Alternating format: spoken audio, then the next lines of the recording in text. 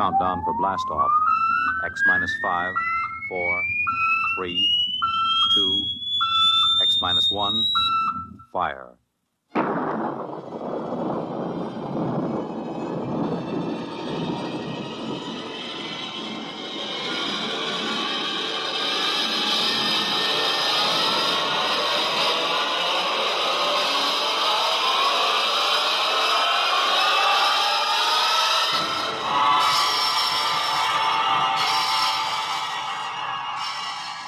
From the far horizons of the unknown come transcribed tales of new dimensions in time and space. These are stories of the future, adventures in which you'll live in a million could-be years on 1,000 maybe worlds.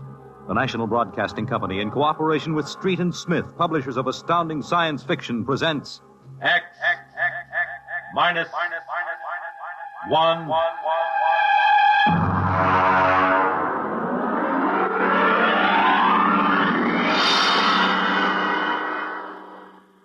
Tonight's story, First Contact, by Murray Leinster.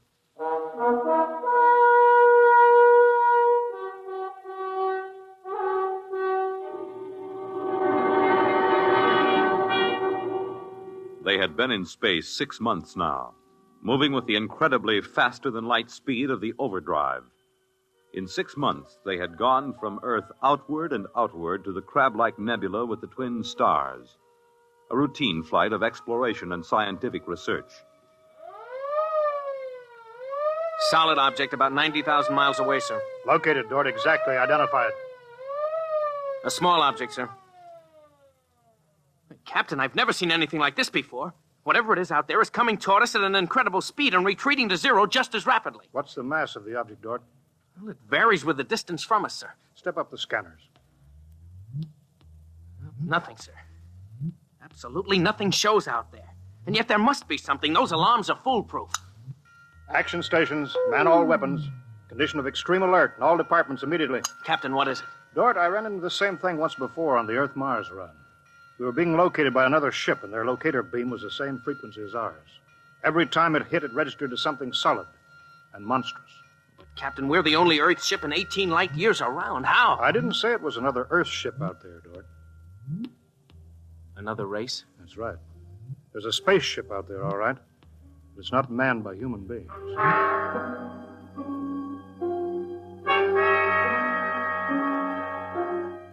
It had been contemplated and speculated upon. Mathematically, it was almost a certainty that such a race existed.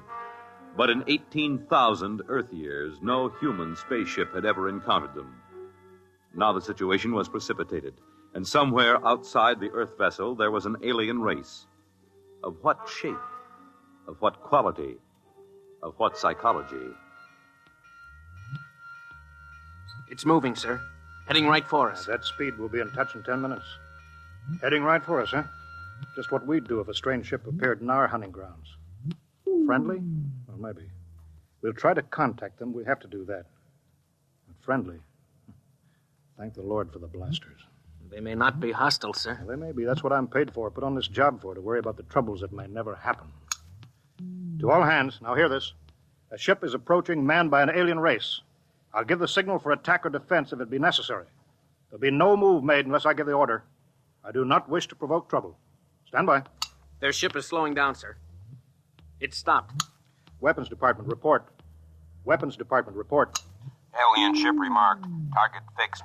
Weapons alert. Communications Department, report. Communications Department, report. We're receiving a modulated short wave, sir. Frequency modulated. Apparently a signal. Not enough power to do us any harm.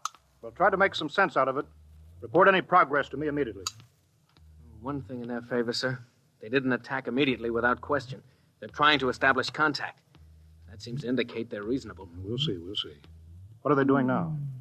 Can you make out the locator screen? Bring that power up. Yeah, they're doing something now, sir. There's a section of the hull opening. Probably an airlock, sir. If they breathe there. Yeah, they're letting something out. It's round. A bomb, sir?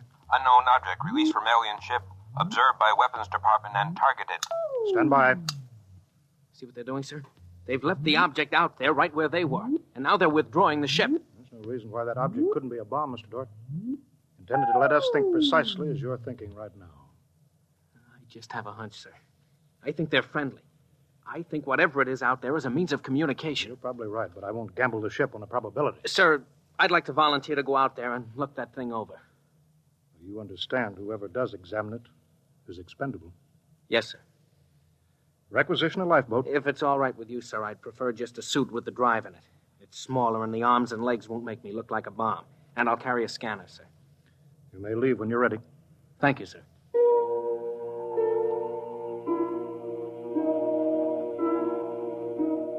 I'm all ready. Clear the lock and let me out.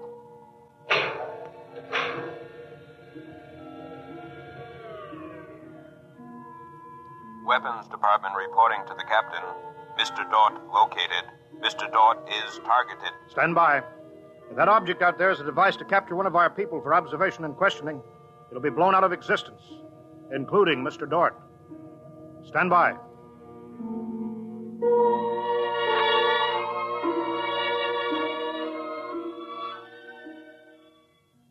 Mr. Dort. Mr. Dort. Report. Object, as you can see on the scanner, sir, is covered with many small horns, like the detonating horns of the obsolete mines formerly used in naval warfare. Is that their purpose, do you assume, Mr. Dort? I'm going to find out, sir. I'm going to grab one. Mr. Dort. I'm here, sir. I don't think this is a mine. Circle it so we can see it completely through your scanner. Deadlock, sir. Nothing to report that the scanner hasn't shown you. Oh, wait a minute, sir. A section of the outer hull seems to be opening. Do you see it? Very good, Dort. Hold that. I'm sure it's a communications device, sir. It looks like it. Fix your scanner so it'll focus on that communications device. Return to the ship.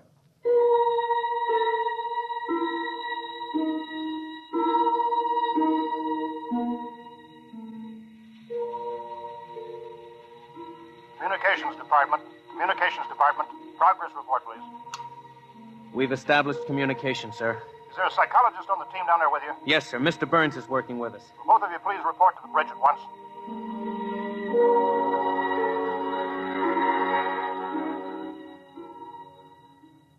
Oh, you look tired, Dort. We've established fairly satisfactory communication, sir. They seem to have highly developed thought patterns. We got a satisfactory translation from the machine on the fourth attempt. We can say almost anything we want to say to each other now. Of course, how much of what they tell us is the truth, we have no way of knowing. Mr. Burns, you're the psychologist. What do you think? Well, I don't know, sir. They seem to be completely direct. They haven't let slip even a hint of the tenseness we know exists. They act as if they were setting up a means of communication for friendly conversation, but, well, there's an overtone that... Yeah. Well, Mr. Burns, I have a decision to make. On the one hand, opening contact with the friendly people of a vastly different culture could only be beneficial to us of Earth. On the other hand, if they're hostile, I ought to blast them out of existence without any other preliminaries. Oh, but, sir, you can't... I'm not talking to you, Dort. It's not warranted yet, sir. Yes. Now, hear this, all departments. Hear this, all departments. This ship is on an extended alert. Provisions will be made so that personnel can have maximum rest and nourishment.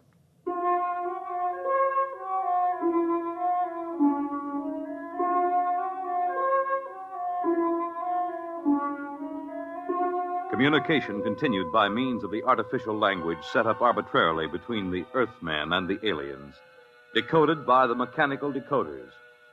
Dort disobeyed orders. He lived on powerful stimulants so that he could stay with the communications machine. Talking to the aliens. Other people. Are we being received? We are receiving your message. The chief of this ship wishes to speak with the chief of your ship. The message is heard by the chief of this ship. The chief of this ship communicates that he will hear the message of the chief of that ship. Go ahead, sir. People of the other ship, I'd like to say the appropriate things about this first contact of two dissimilar civilized races, and of my hopes that a friendly intercourse between the two peoples will result. People of that ship, what you say is all very well, but is there any way for us to let each other go home alive? That's all, sir. They've stopped sending. Very direct people. Very direct. But, sir, I don't follow. I didn't know what that meant. Is there any way for us to let each other go home alive? It means what it says, Dort. Sir, what's to stop us from just cutting communication and leaving, and they can do likewise? What's to stop us? Simply that whichever ship leaves first will be followed by the other. If they find Earth and get back to their own planet and we don't know where that planet is, Earth will be completely at their mercy. If they leave first, we'll follow them. We'll attempt to find their home planet. Dort, could you swear to any decision that the policymakers on Earth will come to? Sir, even if they do follow us, the closer we get to home, the more of our ships and weapons they'll face. They'd never get away. Well, how do you know that they can't communicate with their home planet without returning? We can't, sir. How do you know they can't? I don't, sir. So that's the situation. We'll sit out here, facing each other, trying to outguess each other, until time wears us out. And we'll have to face the fact. Either they destroy us or we destroy them. Navigation officer, attention. Navigation officer, attention. Every star map on this ship is to be prepared for instant destruction. The chief of this ship wishes to know whether the chief of that ship can suggest an answer to the problem concerning us both. Do you want me to answer that, sir? I'll answer it myself. Tell me when to talk. Now, sir. I am giving that matter personal attention. Every effort will be bent to the solution of this problem. Will you consider a temporary truce in the meantime? What would a truce gain? Could we trust you? Would you trust us? I suggest that we continue as we have up to this particle of time. I agree. Sign off, George.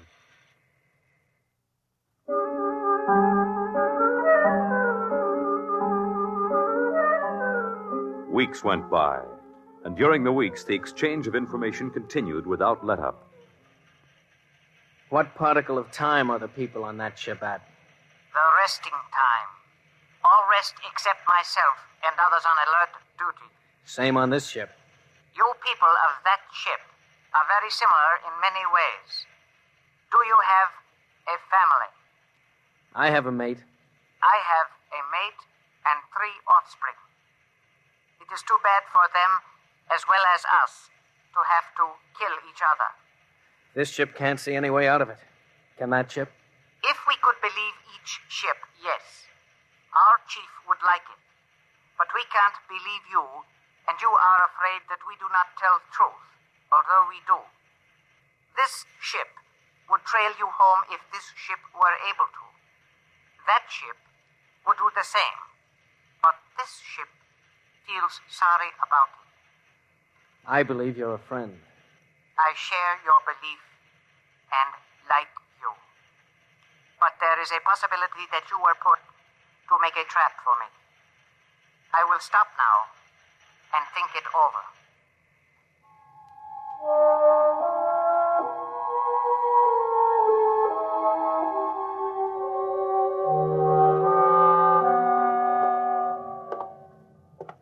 Just sit down, Dort. Control yourself. We're all under tension.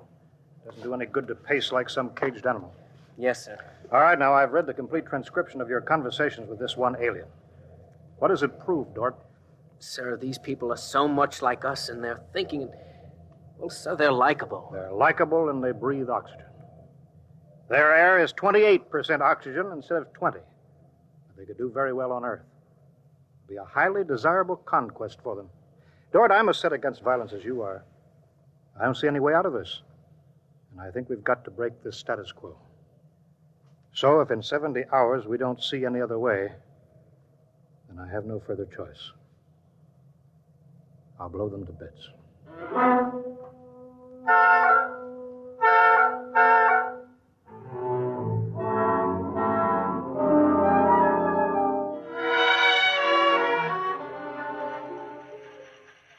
Will that ship receive communications? Will that ship receive communications? This ship is listening. It seems to me better to communicate than to sit by the machine silently. I would have called you, but you signed off before. The problem goes around and around. I find no answer. Perhaps we could turn our thoughts to other things. The psychologist of this ship tells us that you people on that ship have a threshold of tolerance to tension. He tells us that you will be forced to take one action or another in a period of less than 100 time particles. I have no communication on this matter. Well, the ship is not trying to extract unwilling information from that ship. A truth is mentioned in passing. A report of this conversation will be carried to the chief of this ship. It would be so. We are prepared. If only the people of this ship could meet in direct contact with the people of that ship, it might be better. We could not communicate then. The communications machine is too large to carry from place to place. In direct contact, the peoples of the two ships would be further apart than now. That's true. I am sad. Much that is pleasant has passed between us. I am sad, too. We are not yet ready for each other. We are not yet ready for each other. It's hard, isn't it, Dort? Well, Captain, I'm sorry. I didn't know you were here, sir. I've been here for quite a while. Eavesdropping, I'm afraid. It's all right, sir. Nothing can be personal in a situation like this. Yeah, that's right. How long is 100 time particles, Dort? Pardon, sir? That reference he made to us not being able to stand tension is interesting. Their psychologists seem to make more out of us than we do out of them, don't they? Yes, sir. They hit the nail right on the head. Yes, they did. I think, Dort, we'll just have to push our timetable up a bit. No further communication with the aliens under any circumstances. That's clear, isn't it? Yes, sir. Sir, if they know so much about our psychology, isn't it possible that remark was intended to make us act more quickly? Probable, Dort. Probable. Well, why would they do that, sir? Why? You tell me why, Dort. All of a sudden, I have an idea, sir. It's crazy. It doesn't matter how crazy. I'll listen to it. Sir, I think these people are playing some kind of a joke on us. Joke? A joke, Dort? Yes, sir. Over and over again, I've noticed what I think is a sense of humor. A highly developed sense of humor. Do you recall when we went to all the trouble to set up a fictitious star map and then they just sent us back a mirror image of the same one? I think somehow they're playing a joke on us. Well, maybe you're right. In which case, you've seen practical jokers, Dort.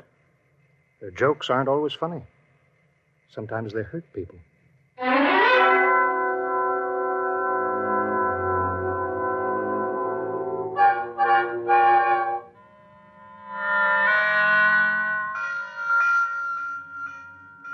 All departments, man, instant alert. All departments, man, instant alert. Report instantly. Report instantly. Weapons Department alerted. Target, the enemy ship. On target, sir. Stand by. Fire!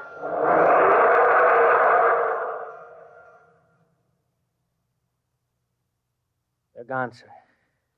Not a trace of them left. Not a tiny trace. Now we can go home.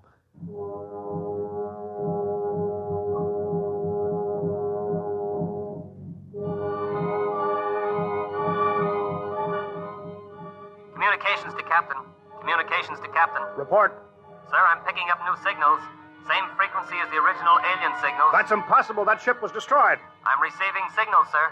Set the machine up. We'll be down there in a minute. Mr. Dort, come with me, please.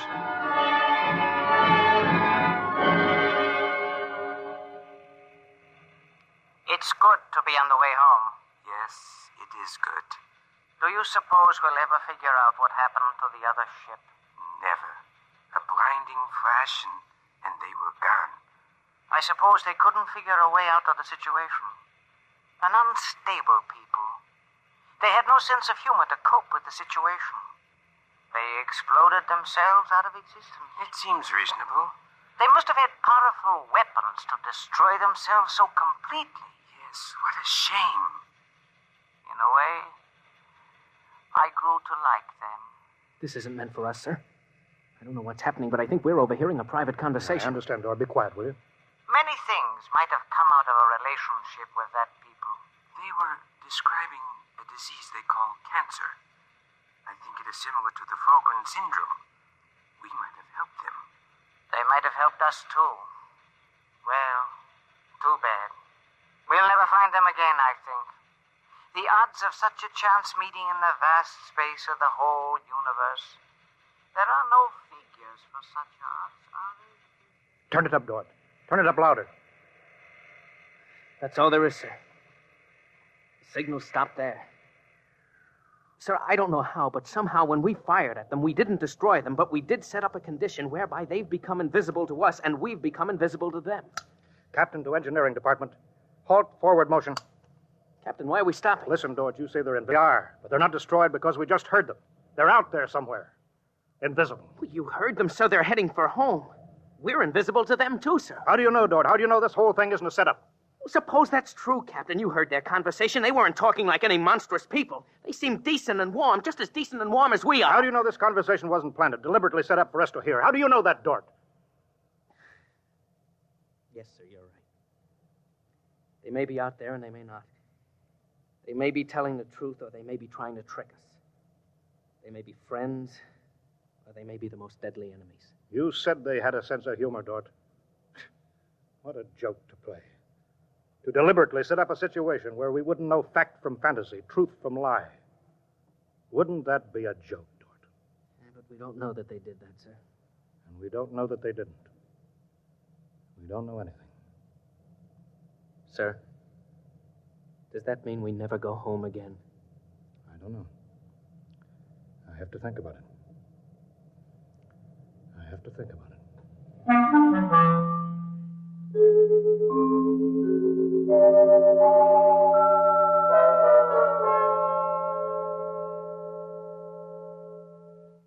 You have just heard X-1, presented by the National Broadcasting Company in cooperation with Street and Smith, publishers of astounding science fiction. Tonight, by transcription, X-1 has brought you First Contact, written by Murray Leinster and adapted for radio by Howard Rodman. Featured in the cast were Wendell Holmes, Bob Hastings, Clark Gordon, William Lally, and Stan Early. Your announcer, Fred Collins. X-1 was directed by Daniel Sutter and is an NBC Radio Network production.